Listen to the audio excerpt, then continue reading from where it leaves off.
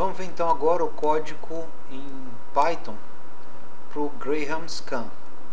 A gente vai usar as bibliotecas NumPy, a Matplotlib só para desenhar os gráficos, e a gente vai usar da biblioteca Math, a gente vai usar a TAM. Random é usado só para a gente poder gerar aleatoriamente os dados no nosso programa, que é feito por esse procedimento aqui, que eu nem vou mostrar como é que ele foi feito, tá? Basicamente a gente sorteia os pontos dentro de um raio e gera a quantidade de pontos que é mostrada aqui em QTY. Eu vou pular inicialmente os demais métodos que tem aqui no nosso código, para a gente seguir a sequência do programa, tá? Então, a primeira parte o programa começa aqui, né, nesse item 5. Isso aqui é só para dizer se eu estou usando os dados gerados aleatoriamente ou se eu estou usando esses dados aqui que vão dar o resultado que está mostrado no programa, né, que são esses dados aqui embaixo. Então eu preciso, logo aqui nessa parte de baixo, eu separo os pontos de x e y, porque para o Matplotlib eu tenho que passar o x e o y separado, e o RO é para dizer que é para ele gerar essas bolinhas vermelhas, né? Então aqui o que ele está fazendo em points eu tenho todos os pontos com x e y misturado, eu separo os dois e ploto aqui, ele gera esse, para a gente ter uma noção de qual é que é a nossa distribuição de dados.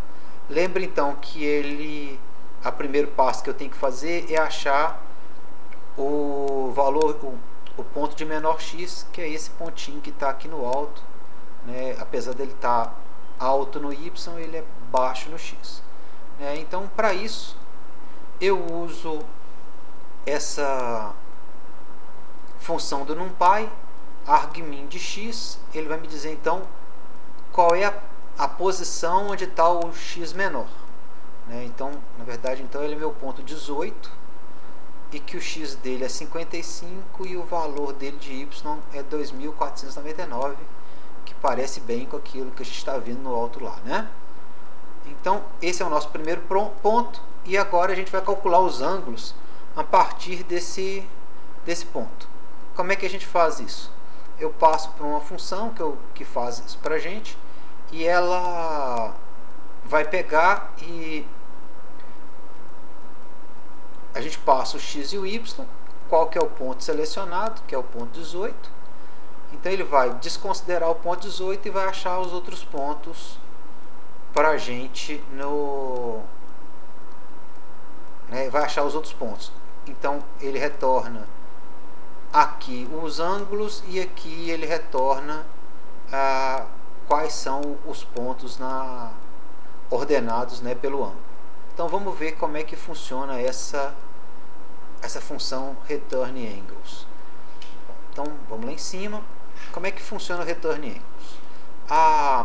Basicamente o que a gente usa é uma propriedade, né, que para calcular o ângulo de dois pontos, o que a gente faz é o arco tangente da diferença dos valores de y dos dois pontos pela diferença dos valores de x dos dois pontos, né? E ele retorna o ângulo.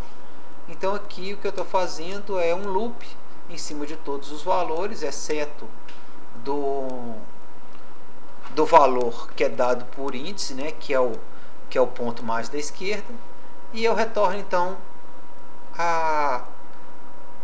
em angles eu retorno quais são o valor do ângulo de cada ponto, e em angles sorted eu retorno quais são a sequência dos pontos, né, de acordo com o valor do ângulo, porque lembra que a gente tem que então seguir os pontos de acordo com esse valor que é retornado aqui. Então, na verdade, então essa função aqui, a única coisa importante é isso. A gente tem que lembrar que a gente vai usar então o arco tangente, e o arco tangente é calculado então pela diferença das duas coordenadas, né? da coordenada x e da coordenada y.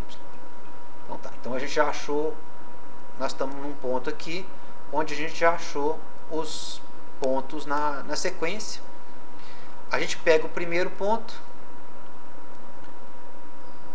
e com isso a gente tem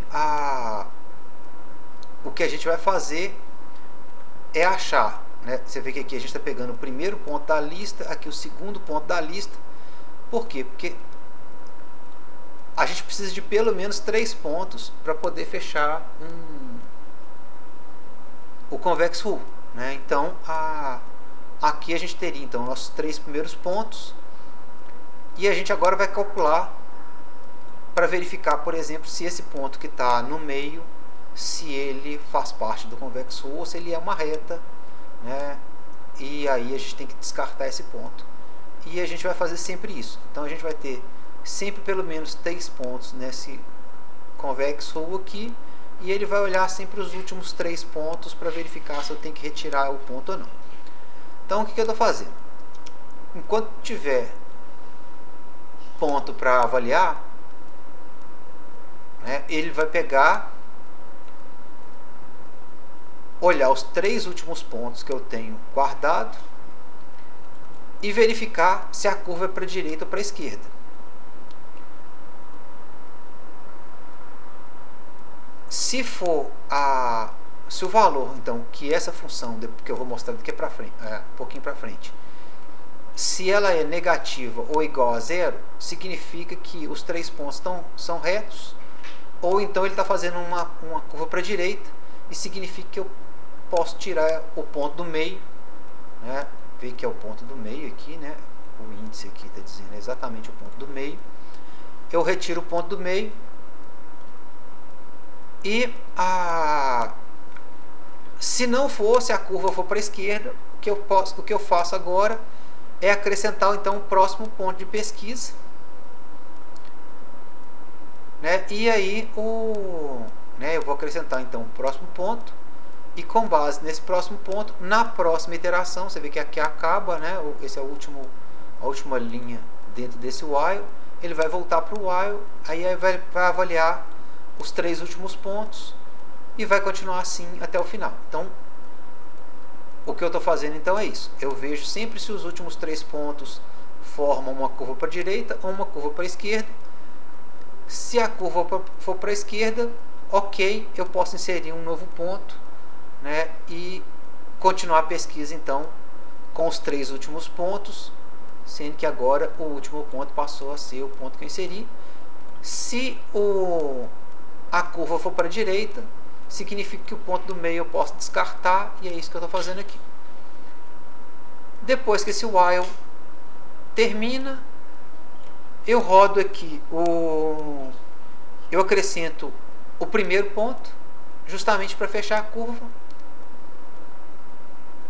E agora eu vou mostrar para vocês como é que eu faço para achar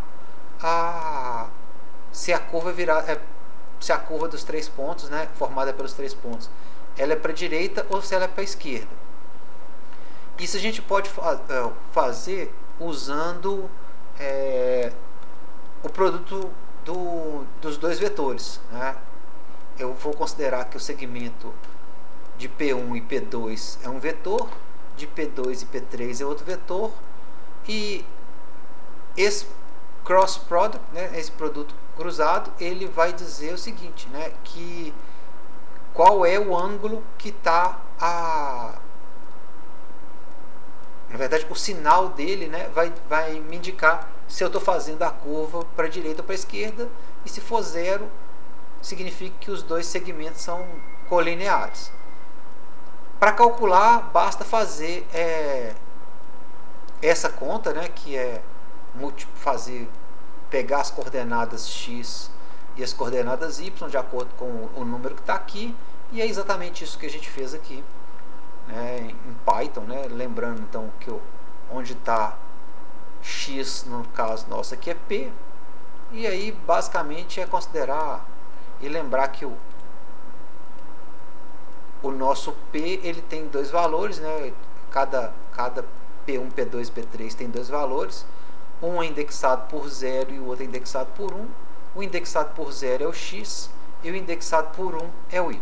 Então, basta fazer a correlação aqui de um para o outro, você vê que, por exemplo, P2 de 0 significa x2, P1 de 0 significa x1, P3 de 1 significa y3. Por quê? Porque o 1 é a posição do y e esse 3 diz que é o meu terceiro ponto, né, que é o que ele está falando ali, que é pegar a coordenada y do terceiro ponto. Legal? Então, basicamente, o que a gente tinha que lembrar é que esse produto aqui dá pra gente se os ângulos são positivos ou negativos, e a gente pode usar essa ideia, né, para saber se a curva está sendo para a direita ou para a esquerda. Né? E tendo feito isso, né, seguindo aquele passo a passo lá, a gente plota de novo os pontos, é o mesmo esquema que a gente fez para frente. Lembra que x e y eu já calculei, então eu só estou mandando plotar. E aqui eu sigo o convex rule do primeiro até o último, né, para traçar essa reta azul aqui. Né, bem tranquilo, não tem muito problema. O